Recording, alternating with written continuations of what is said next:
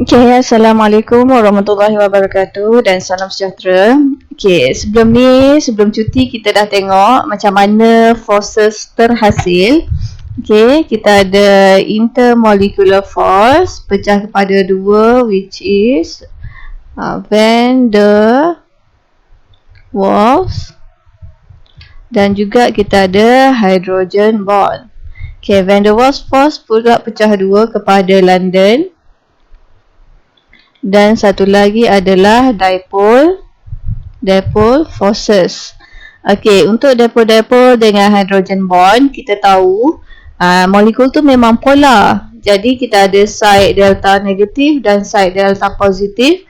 Okey, dia akan ada attraction lah dengan molekul sebelah dia. Positif akan tertarik dengan side negatif pada molekul lain. Okey, ini dipole. Kalau dia ada hydrogen bond pula, ini adalah hydrogen bond. Okey, London force, kita tahu molekul tu adalah non-polar. Jadi elektron dia scattered around the molecule. Tak ada side negatif, tak ada side positif. So macam mana dia boleh wujud attraction? Okey, kita tahu molekul tu bergerak, dan bila dia bergerak, dia terlanggar dinding ke, dia ambil selekoh ke, akan ada masa di mana elektron tu berada pada satu tempat sahaja. Contoh kalau dia ada ni 5 elektron ni, 5 tu duduk sebelah kanan saja. Jadi sini kita adalah delta negatif dan delta positif. Tapi elektron ni duduk pada satu tempat, dia sekejap sahaja. So kita panggil ini adalah temporary dipole atau instantaneous dipole. So bila satu molekul negatif dia pada satu belah sahaja, pada molekul sebelah dia pula elektron akan menjauhi lah yang negatif ni. Dia tak nak duduklah sebelah kiri, dia akan duduk sebelah kanan sebab elektron saling menolak. Okay, so elektron sebelah dia pun akan ada delta negatif dan delta positif. Ini kita panggil induced dipole. Okay, dipole yang dirangsang oleh molekul sebelah dia, which is yang ni. Okay, so delta negatif dan delta positif ada attraction. Ini adalah London force. Okay, kita tahu kekuatannya London force paling weakest, kemudian dipole force. Okay, then yang paling kuat adalah hydrogen bond. Okay, arrow increasing strength. Okay, London wujud dalam semua molekul, polar atau non-polar, semua ada London force. Dipole wujud dalam polar molekul. Okay, hydrogen bond pula wujud bila hidrogen tu terikat pada HF, HO ataupun HN. Hidrogennya mesti terikat kepada FON, dan juga dia mesti ada lone pair pada FON. Okey, nanti kita tengok untuk hydrogen bond, kita tengok pada definisi dia. Okey, jadi kita tengoklah exercise 1. What type of intermolecular forces exist between each of the following molecule? Okey, HBr ada force apa? Okey, kita lukis HBr. Okey, hidrogen 1 darab 1. Kita nak lukis dulu structure ni. Br pula ada 7 valence elektron darab 7. So total ada 8. HBr untuk bond ni dah guna 2, so tinggal 6. Okay, hydrogen memang duplet je, so dah cukup 2. Bromine pula kena octet, so baru 2. 3, 4, 5, 6, 7, 8. Okay, dah guna 6, habis. So ini adalah Lewis structure bagi HBr. Okay, dia punya ni kita kena buat dulu Lewis. Kemudian kita buat dia punya shape. Kemudian kita cari polarity dia. Baru kita boleh tahu intermolecular force dia ada apa. Dan daripada intermolecular force kita boleh tahu boiling point, melting point dia lah tinggi atau rendah. Okay, so dah Louis dah buat shape dia. Dia 2 atom saja, so memang linear je lah. Okay, linear. Okay, polarity Br is more electronegative compared to hydrogen. So we have dipole moment to the right, ke arah Br.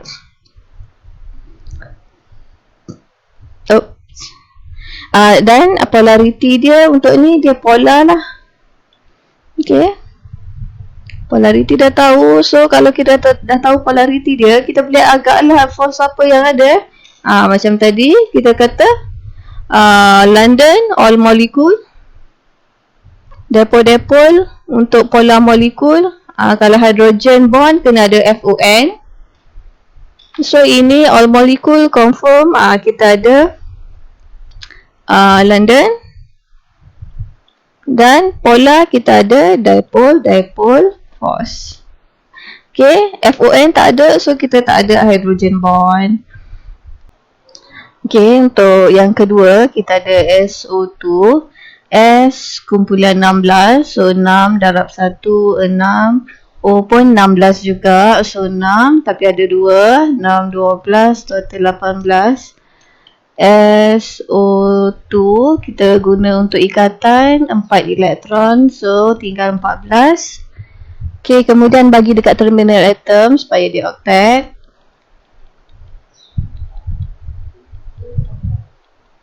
Okay, 6, 6, 12. Tinggal 2, barulah bagi dekat central atom.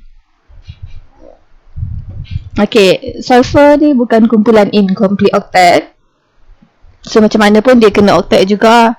So kita ambil satu, jadikan double bond kat sini.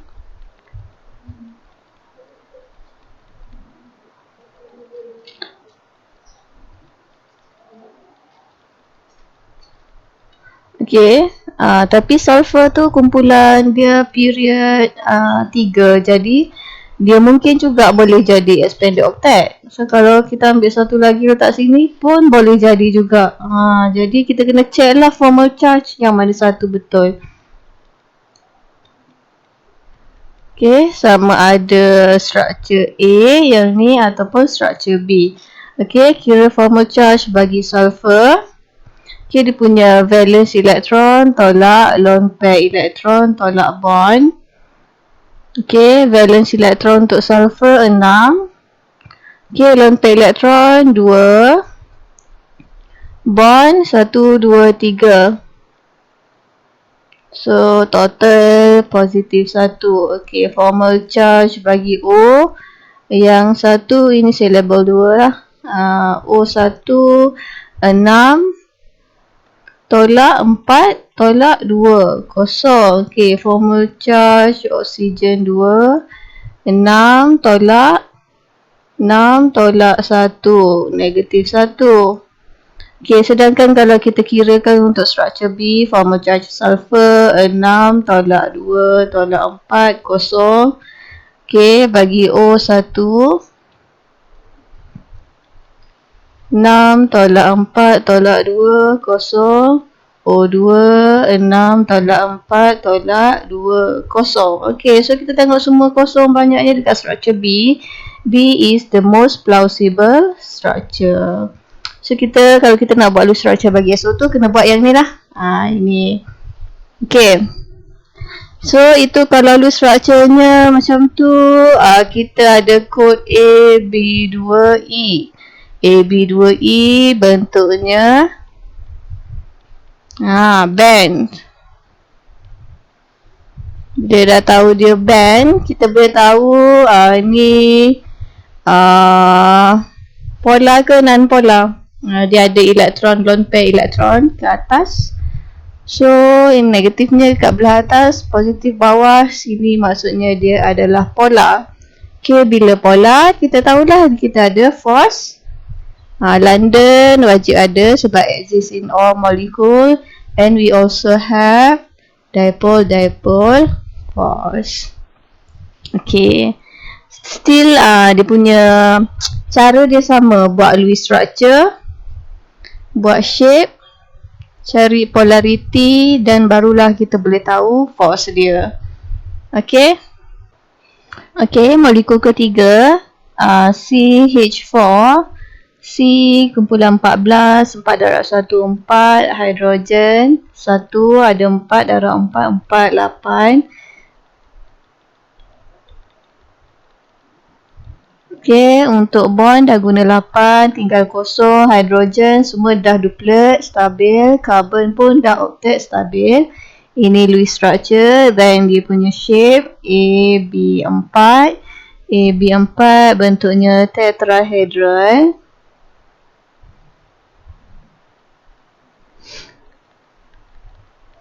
Okay, assess the polarity. So, sini positif lah, positif, positif, positif, positif, positif. Scatter around the molecule. So, dia non-polar. So, bila non-polar, kita ada force, London force. H2O. Okay, suppose that you know the Lewis structure, but I'll show. H 1 darab 2, 2, O 6 darab 1, 6, 8. O is more electronegative, so dia as the central atom. And then we've used 4 for the bond. Okay, we are left with 4. Hydrogen is already duplet. O octet. Cukup. Okay. So dia AB2E2, the shape is bent. Sama macam yang saya dah lukis ke atas pun. Okay, we can see that oxygen is more electronegative than the hydrogen. So the electron is attracted toward the oxygen. Dan ke atas ni juga ada lone pair. So, nampaklah negatifnya ke atas. So we can draw negatif dekat atas, positif dekat bawah. This is the distribution of electron for polar molecule. Berkutub. Jadi bila berkutub, bila polar, kita ada London force and also dipole force. Dan juga dia ada satu lagi hydrogen bond. Kenapa? Sebab dia ada hidrogennya terikat kepada F, O ataupun N. In this case, we have yang ni lah. Hidrogennya terikat kepada O dan kita ada lone pair pada F atau O atau N. Nampak ni ada lone pair pada O. So, bila dia ada, ini ada. Ini H2O ada hydrogen bond. Okay, kalau kita disuruh susun dari 4 molekul yang kita dah buat ni, yang mana ada higher melting point ataupun boiling point. Okay, kita kena tengoklah force apa. Ini London dengan dipole. Okay, ini ada London dengan dipole juga. Ini London sahaja. Ini London, dipole dan hydrogen bond. So, yang paling lemah, okay, increasing melting point atau boiling point.